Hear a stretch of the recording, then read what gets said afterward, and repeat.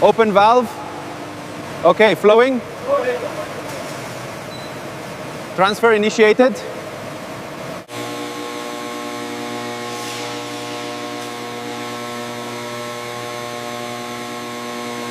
Ingredients are in. Yeah. Starting the blend now. Monitor the milk flow from tank 4. Flow engaged, looking good. Temperatures are nominal. Initiating phase 2. Systems are green.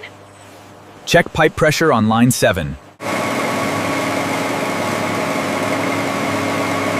Mixture is cooling on schedule. Looks good. Let's monitor the final temperature closely.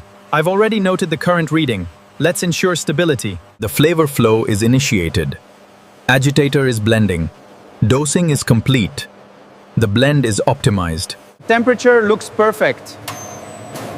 Yes, that's a smooth consistency.